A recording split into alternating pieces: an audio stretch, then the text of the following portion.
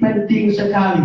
Makanya firman Tuhan harus menjadi makanan kita siang dan malam. Sebab dari situlah kita bisa bertumbuh secara iman. Dan nama Tuhan hanya dipermuliakan ketika bencana hidup itu penuh dengan firman Tuhan, saudaraku. Ayat yang ke-31. Saya minta salah satu baca. Roma pasal 8 ayat yang ke-31 firman Tuhan begitu. Sebab itu, apakah yang akan kita katakan tentang semuanya itu? Jika Allah yang kita, siapakah yang dapat melawan kita? Ayat yang ke-33. Siapakah yang akan membuat orang-orang Menggugat orang-orang pilihan Allah? Allah yang membenarkan mereka. Siapakah yang akan menghukum mereka. Ayat yang ke-31. Sebab itu apakah yang akan kita katakan tentang semuanya itu? Jika Allah di pihak kita, siapakah yang akan melawan kita? Ayat yang ke-33. Siapakah yang akan menggugat orang-orang pilihan Allah? Allah yang membenarkan mereka. Siapakah yang akan menghukum mereka? Saudara lihat, ketika kita berjalan sesuai dengan kebenaran firman Tuhan, jangan pusing dengan apa kata orang. Jangan pusing dengan apa kata keluarga. Jangan pusing dengan apa kata siapapun juga. Kecuali apa kata Tuhan tentang hidup saudara. Itu menjadi satu pegangan yang kokoh. Itu harus menjadi perjalanan hidupmu. Itu menjadi kompas. Itu menjadi penuntut. Itu akan menjadi terang. Itu akan menjadi pelita yang akan menerangi setiap langkahmu. Ketika engkau berjalan, engkau akan melihat di mana ada lubang, di mana ada yang harus membuat engkau hancur. Engkau akan menghindar dari situ. Kenapa? Karena ada terang ilahi yang menerangi seluruh perjalanan kehidupanmu. Kalau ada firman yang memenuhi kehidupanmu, saudara. Jadi saudaraku di dalam Tuhan, amat sangat penting kita mendengarkan firman Tuhan. Jangan biarkan apa kata organisasi lalu mengacungkan apa kata Tuhan. Organisasi-organisasi yang model begitu juga akan bertanggung jawab di hadapan Tuhan. 2 Korintus pasal 5 ayat yang ke-10. Yang baik-baik. Tidak ada yang tidak dipertanggungjawabkan di hadapan Tuhan. 2 Korintus pasal 5 ayat yang ke-10. Silakan salah satu baca untuk kita bersama-sama.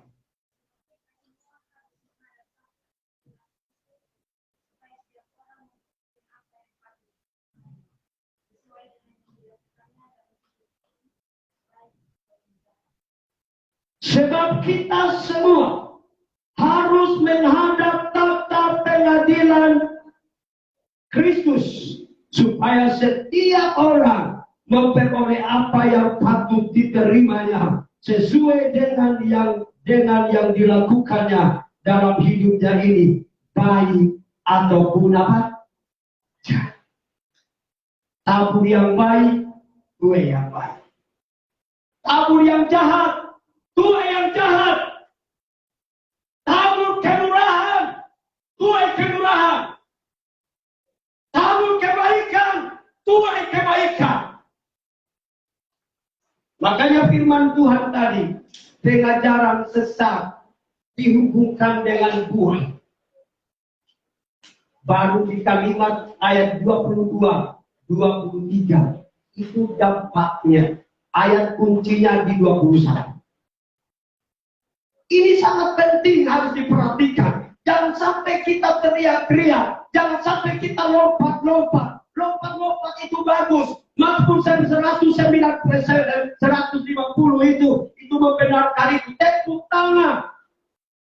Mazmur 47 membenarkan itu, saudaraku. Tidak salah. Tapi jangan sampai kita bersuka cita. Jangan sampai kita menari-nari, melompat-lompat, bersuka cita di hadapan Tuhan. Tapi kita tidak melakukan apa yang menjadi kehendak Tuhan dalam kehidupan kita.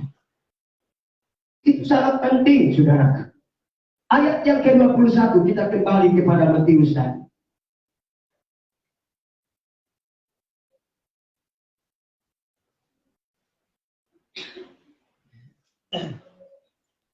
Matius pasal 7 ayat yang ke-21. Ini ayat kuncinya buat kita bersama-sama. Dia bilang begini, bukan setiap orang yang berseru kepadaku, Tuhan, Tuhan, akan masuk ke dalam kerajaan surga, melainkan dia yang melakukan kehendak Bapakku yang di surga. Saya ulang sekali lagi. Bukan setiap orang yang berseru kepadaku, Tuhan, Tuhan, akan masuk ke dalam kerajaan surga, melainkan dia yang melakukan kehendak daripada Bapa di surga.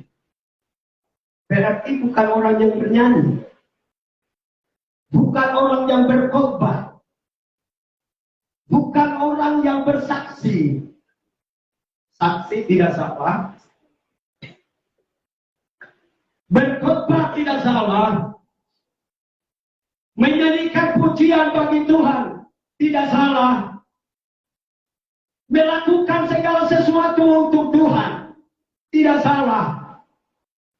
Tetapi saudaraku, di dalam Tuhan ada hal-hal yang paling inti yang harus saudara dan saya lakukan. Itu yang harus terpancar dari dalam kehidupan kita, sehingga orang lihat. Mungkin saudara tumpang tangan orang sakit tidak langsung sembuh, ada lewat proses. Mungkin sekali-sekali Tuhan izinkan. Saya juga tidak terus-terus harus selama berkhotbah ada orang yang jatuh, ada orang yang gemetar. Tidak, saudara. Tidak. Sudah lama saya tidak pernah lihat orang jatuh ketika saya berkhotbah. Ketika saya mengundang mereka untuk sekali kita doakan, banyak yang tidak jatuh, saudara. Baru di satu lagi saya lihat Tuhan melawan mereka. Sampai ibu gembalanya terpelanting, sasarannya kepala itu hantam di kursi. Tapi setelah habis ibadah, tidak ada ngeluh, saudara. Malah tambah bersuka cita. Kalau Tuhan yang jamah, kalau Tuhan yang lawan, tidak ada satu pun yang akan mengalami cedera. Kecuali dibuat-buat. Makanya jangan buat-buat. Kalau buat-buat, kalau atur-atur, suara tidak gemetar, jadikan gemetar. Tuhan seharusnya dibilang Tuhan. Macam-macam. Kita yang menyanyi bagi Tuhan. Makanya kalau di kampung gereja, jangan Tuhan cu. Beda. Itu nanti artinya lain, saudara. Kita bukan orang barat. Orang barat di mereka. Kita orang Indonesia. Tuh ya tuh. Apalagi lagi lidah orang sabu di tuh. Ya tuh. Luar biasa. Kan banyak yang begitu toh. Apalagi yang suaranya bagus-bagus, pakai suara sedikit, ya tidak apa-apa. Tergantung motivasi hati saudara. Apalagi suaranya yang bagus-bagus, ya tarik tuh. Saudaraku di dalam Tuhan, ya, Tuhan tidak terlalu perhatikan itu. Suara saya juga begini, kalau saya nyanyi di rumah saya, biar ada orang belanja, biar ada orang, amat sama lu, yang penting saya nyanyi, yang penting saya puji Tuhan. Karena bukan kita persembahkan suara ini bukan untuk manusia, dong. Kalau untuk manusia orang butuh artis. Gimana kan? Makanya kalau kami punya gereja yang bilang mau bentuk vokal grup apa-apa, saya bilang itu kamu punya bagian. Sebab kalau saya nyanyi, sebelum habis ini paduan suara saya mati dulu. Iya kan, posisi beda kok. Saya tidak, ini daerah saya sudah dipatok Tuhan di sini. Lalu saya keluar dari sini, tinggalkan. Dan ini lalu saya mau yang ini.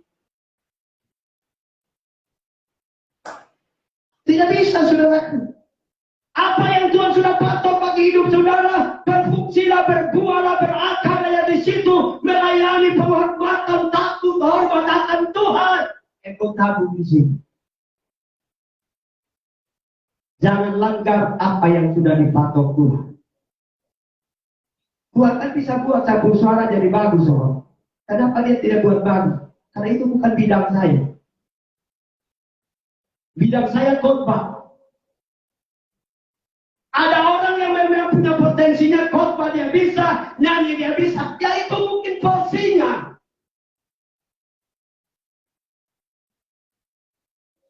Jadi saudaraku di dalam Tuhan Yesus Kristus, firman Tuhan, ayat yang ke-21-nya, saya baca sekali lagi. Di dalam sekitar 5 menit lagi kita akan selesai. Bukan setiap orang yang berseru kepadaku Tuhan, Tuhan, akan masuk ke dalam kerajaan surga, melainkan dia yang melakukan kehendak Bapa-Ku yang di surga. Mungkin begini saudara, kebanyakan kita kan maunya orang bilang begini, wah, yang Tuhan lihat bukan itu. Ingat dong, dia anak yang tidak dianggap. Kenapa saya bilang tidak dianggap? Pada waktu pertemuan mau pentabisan, Daud tidak dipanggil. Dia sementara menggembalakan kambing domba 2-3 ekor. Catatan firman Tuhan bukan kambing domba yang banyak, tapi 2-3 ekor. Di dalam 2-3 ekor ini Daud menabur sebuah kesetiaan. Hal yang kecil dia tabur, saudaraku. Dan mata Tuhan melihat yang itu. Kalau hal yang kecil saja dia setia, berarti orang ini bisa dipercayakan untuk hidup menangani hal-hal yang sedikit besar. Kalau dia setia lagi dalam hal yang sedikit besar, Tuhan akan angkat lagi. Kenapa saya bilang Tuhan angkat lagi? Karena Tuhan yang memberi kemampuan untuk kita bisa mencapai segala sesuatu dalam kehidupan. Makanya tidak ada yang bilang gini, saudaraku, saya punya jabatan, saya punya harta kekayaan, saya punya potensi. Kalau Tuhan tidak anugerahkan bagi saya dan saudara, engkau jangan harapkan untuk dunia itu. Banyak orang kaya yang selama hidupnya begitu sombong. Ada beberapa orang kaya yang saya bilang, kamu tinggal di Tuhan. Ada satu orang kaya, saudaraku, di dalam Tuhan. Entah ini benar beritanya atau tidak benar, tapi saya bilang dengan mereka, kalau ini benar, dengan baik-baik, dia tinggal tunggu waktu. Kenapa saya bilang begitu, saudaraku, di dalam Tuhan? Pada waktu dia datang di dermaga, orang punya oto, orang punya motor ada di situ, saudaraku. Entah bagaimana ceritanya, dia bilang begini, saya akan buang ini motor ini karena oto saya boleh. Sombong banget. Saya bilang dengan mereka, untung dia hidup di sini. Kalau hidup di tempat yang lain, hitung waktu dia habis. Kenapa saudaraku di dalam Tuhan Yesus Kristus? Ini kita perlu, saudaraku. Makanya ayat yang ke-22, untuk tidak memperpanjang kata. Ayat yang ke-22.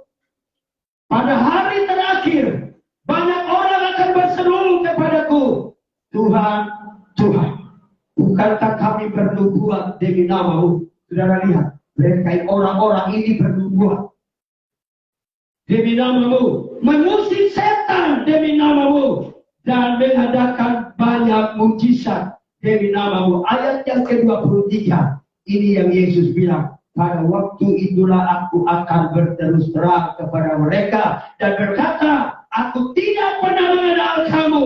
Enyala daripadaku, kamu sekalian berbuat kejahatan. Saudara lihat, mereka bukan cuma berkhotbah saja, mereka bernubuat. Ini catatan firman Tuhan, bro. Mereka bernubuat. Mereka mengusir setan, setan lari untuk belakang, saudara. Mereka mengadakan banyak mujizat. Mujizat itu ada macam-macam. Orang sakit disembuhkan, orang gila dipulihkan, orang lumpuh berjalan, orang buta melihat, orang bisu berbicara, telinga yang tuli mendengar, macam-macam. kakek tumor, semuanya sembuh. Itu yang namanya banyak mujizat. Tapi akhir kata firman Tuhan, hanya juga ya. Saya sementara menyelidiki lebih lanjut di firman Tuhan. Oh, di situ ada, coba saudara lihat Bapak, baca. Saudara pernah baca Bapak ayat itu, saya baca. Ini yang membuat satu pertanyaan dalam hidup saya. Sudah melayani model seperti itu, sudah bernubuat, sudah mengusir setan, sudah mengadakan banyak mujizat, tapi Tuhan masih bilang di ayat yang ke-23, pada waktu itulah aku akan berterang kepada mereka dan berkata, aku tidak pernah mengenal. Padahal sudah melayani. Apa yang salah di sini? Satu poin yang saya dapatkan, saudaraku, di dalam Tuhan. Setan itu bisa buat mujizat. Dengan baik-baik. Tidak ada penyakit mungkin di muka bumi ini yang setan tidak bisa sembuhkan. Kecuali dia berikan nyawa kepada manusia. Itu Tuhan tidak kasih. Tapi apa yang membuat mereka tidak diakui oleh Tuhan? Bukan tidak diakui, tapi firman Tuhan berkata, aku tidak pernah. Coba Tuhan bilang begini kan, masih lebih bagus. Artinya masih etis toh. Saya kenal kamu. Tapi hari ini tidak. Dari awal sampai akhir, saya tidak pernah mengenal. Artinya orang-orang ini tidak pernah lahir baru. Tapi kenapa mereka bisa buat mujizat? Kenapa mereka bisa berubah? Kenapa mereka bisa mengusir setan? Karena Tuhan izinkan. Keledai Tuhan pakai. Ayam Tuhan pakai. Raja-raja orang kafir Tuhan pakai. Tapi mereka tidak bisa masuk surga. Orang yang masuk surga adalah orang pilihan. Orang yang namanya tercatat di dalam kitab-kitab kehidupan akhir daripada apa yang saya sampaikan pada malam hari ini. Kita buka di dalam Wahyu pasal 13 ayat yang ke-8.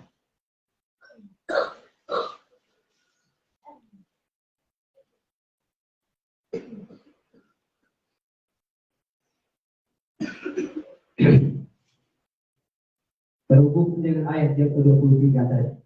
Saya langsung baca saja. Dia bilang begini. Dan semua orang yang diam di atas bumi akan menyembahnya. Binatang itu saudara baca dari atasnya. Yaitu setiap orang yang namanya tidak tertulis sejak dunia dijadikan di dalam kitab kehidupan daripada anak domba yang telah disembelih. Tidak pernah ditulis. Orang-orang ini masuk di situ. Jadi saudaraku di dalam Tuhan Yesus Kristus, kalau kehendak Tuhan bagi saudara melakukan hal yang ini, lakukan itu dengan penuh tanggung jawab, dengan penuh kesetiaan. Ngapain kita coba saudara pikir dengan otak yang waras saja? Setiap hari Senin kita semuanya ada di sini. Setiap hari Jumat kita semua ada di sini. Hari Minggu mungkin kita tidak pernah apa di gereja kita masing-masing. Tapi pada waktu hari yang terakhir, kita mendengar sebuah kalimat yang tidak enak. Aku tidak pernah kenal kalian. Ini adalah daripadaku, hai kamu berbuat kejahatan. Akhir daripada apa yang saya sampaikan, belajarlah untuk mengasihi. Belajarlah untuk memberkati orang lain.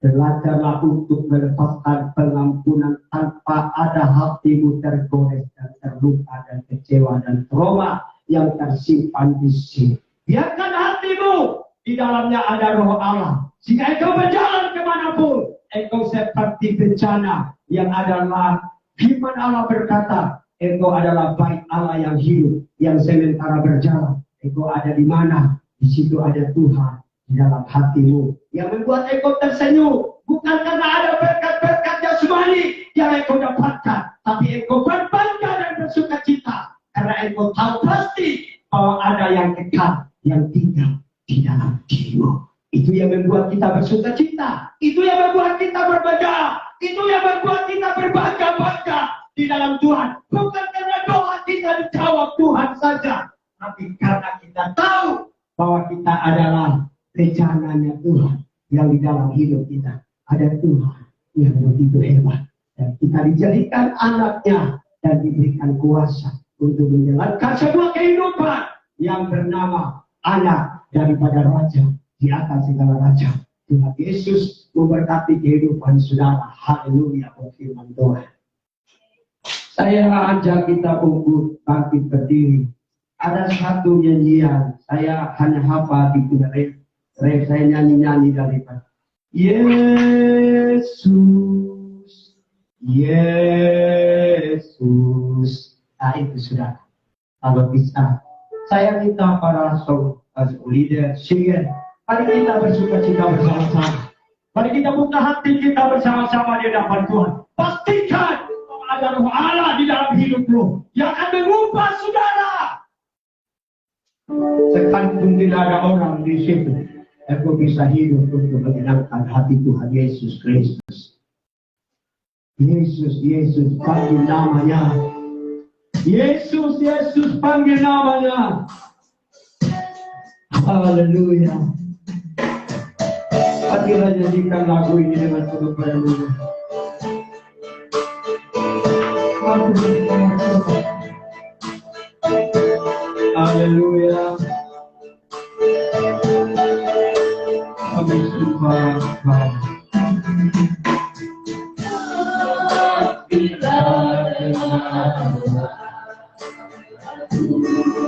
Yesus